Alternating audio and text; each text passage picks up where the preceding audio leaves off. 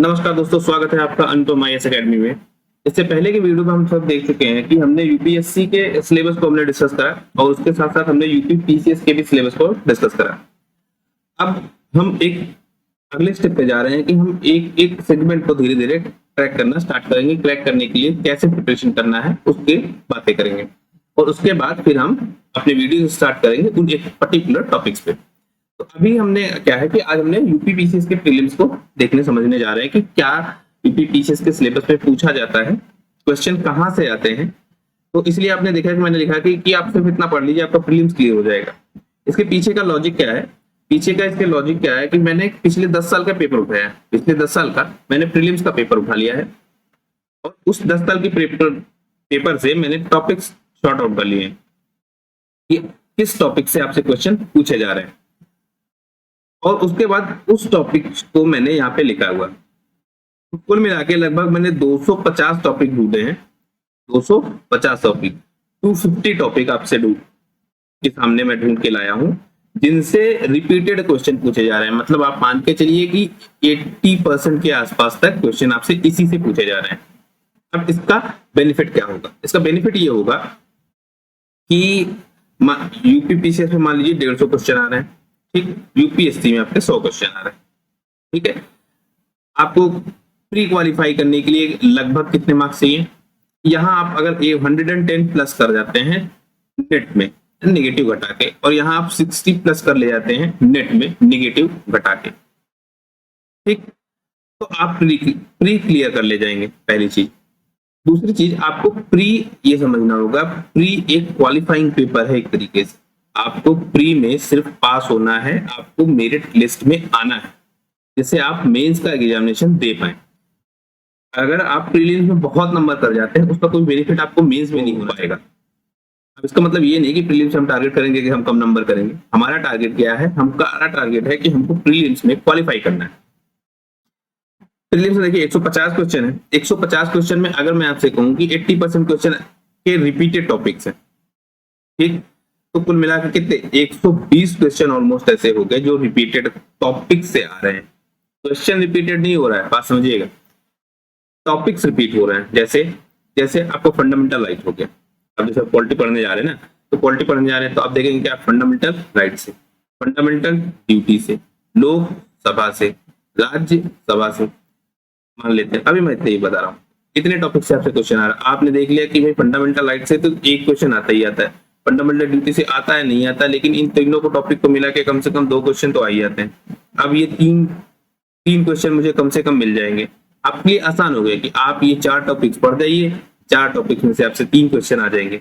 आपको टारगेट रखना है क्वालिफाई करने पे पेपर, ना कि आपको पढ़ना है बहुत सारा, आपको बहुत सारा ज्ञान नहीं पाना है, क्योंकि उसके लिए पूरा जीवन बचा हुआ है। अभी आपका टारगेट क्या है कि आपको एग्जाम में सेलेक्ट होना है, ठीक है। तो इसलिए मैंने ये लिखा है कि सिर्फ इतना पढ़ लो, आपका प्रीलिम्स क्लियर हो जाएगा। इस बात की गारंटी शब्द में क्यों इस्तेमाल कर रहा हूं? आप एक काम करिएगा, मैं ये आपको लगभग 250 टॉपिक है मैं आपको दे रहा हूं, ठीक। आप किसी भी साल के प्रीलिम्स का पेपर उठा लीजिएगा और उससे आप ये देख लीजिएगा कि क्या इस 250 टॉपिक्स में से उसके 80% क्वेश्चन आ रहे हैं या नहीं। प्लस माइनस 1-2% हो सकता है, 1% 2% ज्यादा, इससे ज्यादा फर्क नहीं है। तो अगर इतना आपका हो रहा है तो इसका मतलब हमने टॉपिक सही सेलेक्ट किए हैं, ठीक।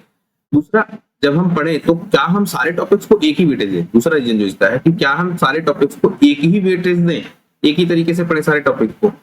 हम सिंधु घाटी सभ्यता पढ़ रहे हैं, हम उसको भी वही वेटेज दें। हम मौर्य प्रशासन पढ़ रहे हैं, हम उसको भी वही वेटेज दें, ठीक। हम आधुनिक भारत पढ़ रहे हैं, हम उसको भी उतना ही वेटेज दें। क्या ये तरीका अप्रोच सही है? देखिए, ये अप्रोच से आप क्या है, आपको एक तो पढ़ने में बहुत सारा टाइम लगेगा। आप पूरा सिलेबस कंप्लीट करने में आपको 2 साल 2.5 साल लग जाएगा, और उसके बाद भी इस बात की गारंटी नहीं होगी कि आप प्रीलिम्स में 150 में से 150 सही कर ले जाएंगे। ऐसा नहीं होगा, किसी कीमत पे नहीं होगा, ठीक। 150 के टारगेट के पीछे आप मत भागिए। आपका टारगेट क्या है कि भैया हमको किसी भी तरीके से 120 क्वेश्चन नेट में सही करना है हर हालत में। उसके लिए मैंने क्या किया, यही टॉपिक्स आपके सेलेक्ट कर दिए हैं। इन टॉपिक से आपको पढ़ना है, ऐसा नहीं बाकी टॉपिक्स को छोड़ देना है। हम इन टॉपिक्स को ज्यादा वेटेज देंगे, ज्यादा स्पेसिफाई होकर पढ़ेंगे। जैसे ही ये टॉपिक आएगा हम बिल्कुल अलर्ट मोड में हो जाएंगे कि भाई यहाँ से क्वेश्चन कोई अगली बार आए तो गलत नहीं होना चाहिए, और 80% क्वेश्चन यहीं से आ जाएंगे, आप प्रीलिम्स को क्वालिफाई कर ले जाएंगे। इससे पहले जैसे हमने पहले भी बात करी थी, प्रीलिम्स में 2 पेपर हो गए, एक तो जीएस पेपर 1 हो गया, दूसरा आपका सीसेट का पेपर होगा। ये बात हम पहले ऑलरेडी कर चुके हैं, ठीक है। फिर हमने देख लिया है कि जीएस पेपर 1 में क्या क्या टॉपिक्स आ रहे हैं। आपके करंट अफेयर पूछा जा रहा है, यूपी स्पेशल आपसे पूछा जा रहा है, इतिहास, पर्यावरण, भूगोल, अर्थशास्त्र, राजनीति शास्त्र, सामान्य विज्ञान, भारत की जनगणना। जनगणना में अलग से लिखा है क्योंकि इससे क्वेश्चन आते हैं, कभी कभी 5-5, 7-7 क्वेश्चन भी आते हैं सिर्फ जनगणना से, इसलिए मैंने इसको अलग से लिखा है। और भूगोल को मैंने लिखा था सबसे मेन होता है ये वाला टॉपिक, लगभग 20 से 25 क्वेश्चन यहाँ से आ जाते हैं जिनकी कोई कैटेगरी नहीं है ना। और यहाँ से ये आने वाले 20 से 25 क्वेश्चन आप में एक बड़ा डेंट दे देते हैं अगर आपने सही से तैयारी नहीं करी। ठीक होता क्या है सामान्य बच्चों के साथ, इतिहास के जब आप खूब सारी मेहनत करते हैं, क्या होता है इतिहास में मान लेते हैं 10 क्वेश्चन आते हैं, आपने 10 क्वेश्चन में से 7 क्वेश्चन 8 क्वेश्चन सही कर लिए। ठीक, ऐसे ही आप देखेंगे कि पर्यावरण से भी आपसे क्वेश्चन पूछ रहे हैं, लगभग 15 के आसपास क्वेश्चन मान लीजिए आप आ रहे हैं, इसमें से क्या आप करेंगे 10 से 12 क्वेश्चन कर ले जाएंगे। भूगोल से भी मान लीजिए आप 10 क्वेश्चन मान लीजिए 10 क्वेश्चन में से आप 7 क्वेश्चन मान लेते हैं, कर लेते हैं। इकोनॉमिक्स से मान लीजिए 10 क्वेश्चन में से आप 6 से 7 क्वेश्चन कर ले जा रहे हैं। पॉलिटी से मान लीजिए आप 15 क्वेश्चन ऑन एवरेज, तो 15 क्वेश्चन में से आप 10 क्वेश्चन कर ले जा रहे हैं। अब वो कह रहा है आपने 8 क्वेश्चन इधर कर लिए, 10 क्वेश्चन लगभग इधर कर लिए, 7 14 क्वेश्चन इधर कर लिए, 10 क्वेश्चन इधर कर लिए।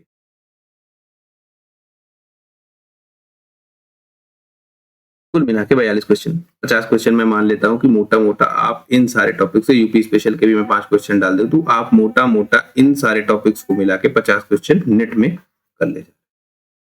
वर्ल्ड जियोग्राफी बहुत बड़ा टॉपिक है, कितना पढ़े। ठीक, उसके बाद करंट अफेयर कम से कम आप मान के चलिए 25 से 30 क्वेश्चन यहाँ से, कितना पढ़े, क्या क्या पढ़े।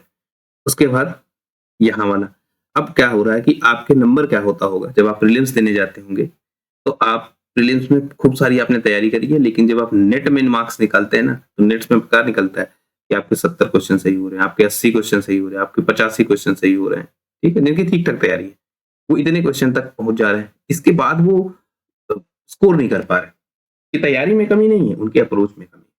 उन्होंने क्या किया, सबके पीछे भागने लगे, उन टॉपिक्स पे ध्यान नहीं दिया जो सच में बार बार रिपीट हो रहे हैं। और ये वाला पोर्शन जो है, इस वाले पोर्शन, क्योंकि ये बड़ा डाइवर्स सा पोर्शन है, यहाँ से समझ में नहीं आया क्या करें। ये वाला पोर्शन है, ये बड़ा डाइवर्स सा पोर्शन है, इतने रिसोर्सेज हैं इस पोर्शन के करंट अफेयर के कि आप यहाँ से डाइल्यूट हो गए और आप समझ नहीं पाए कि कितना पढ़ें, कहाँ से पढ़ें, कैसे पढ़ें, जिससे आपके नंबर आए नहीं। और उसके बाद भी इन सब पे आपने इतना फोकस कर दिया, इन सारे टॉपिक्स पे आपने इतना फोकस कर दिया है ना, यहाँ तक इन सब पे आपने इतना फोकस कर दिया कि सारा टाइम आपका इन्हीं पे निकल गया। और उसके बाद भी आपके क्वेश्चन कितने बने, 70 क्वेश्चन के आसपास आपके एग्जैक्ट बन रहे हैं। मैं इसको भी इसी में इंक्लूड करके बोल रहा हूँ। तो अब समस्या क्या है, समस्या क्या है कि एक तो हमारा क्या है कि जो ये हमारे ट्रेडिशनल टॉपिक्स हैं उस पे हमारे कम समय जाए, है ना, जो हमारे ट्रेडिशनल टॉपिक पे क्या हो, कम समय जाए। दूसरा जो हमारे क्या है, जो हमारे नॉन ट्रेडिशनल है ना, जहाँ से खूब सारे क्वेश्चन भी आ रहे हैं, 40-45 क्वेश्चन यहाँ से आ जाते हैं नॉन ट्रेडिशनल से, तो यहाँ से इसको तैयार करें हम, ठीक, इसको भी हम समय दें और इसको भी तैयार करें। और प्लस ये 40 से 45 क्वेश्चन जो आप करें, इनको हम टारगेटेड वे में लेके, कहाँ से ये क्वेश्चन आ रहे हैं ये हम पकड़ ले जाए। ठीक, देखिए एक चीज तो हमने समझ ली कि पेपर में क्या क्या पूछा जा रहा है और किस तरीके से पूछा जा रहा है, कितने टॉपिक्स आ रहे हैं प्रीलिम्स के एग्जामिनेशन में। अगली बात हमको ये समझनी पड़ेगी कि हम इसको इस पूरी वीडियो में कवर कैसे करेंगे। एक तो मैं इन सारे टॉपिक्स को अलग अलग पार्ट्स में तोड़ दूंगा, है ना, पार्ट्स में आपके वीडियो आएंगे। हालांकि अगर मैं कंबाइन वीडियो पूरी बनाता हूँ तो कंबाइन वीडियो काफी लंबी हो जाएगी, 2 से 3 घंटे की वीडियो हो जाएगी, तो बहुत लेंदी हो जाएगी, है ना। इसलिए इस वीडियो को क्या करूंगा, मैं सब्जेक्ट वाइज तोड़ दूंगा। मतलब एक पार्ट में आपको करंट अफेयर के बारे में बता दिया जाएगा, करंट अफेयर से क्या टॉपिक है, एक पार्ट में आपको हिस्ट्री के बारे में बता दिया जाएगा। आप चाहे तो सबको एक साथ देख सकते हैं, इससे आपको ओवरऑल क्या हो जाएगा, ओवरऑल आपको आइडिया हो जाएगा। ठीक है,